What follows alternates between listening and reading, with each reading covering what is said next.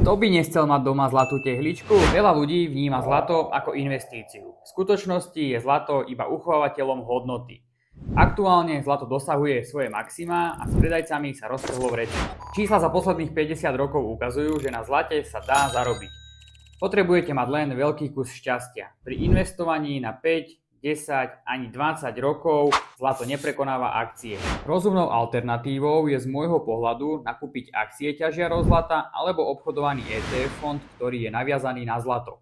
Je to lacnejšie, pohodlnejšie a likvidnejšie. Zlato nie je investícia. Je to stále len nákup komodity, prostredníctvom ktorej sa môžeme snažiť uchovať hodnotu peňazí.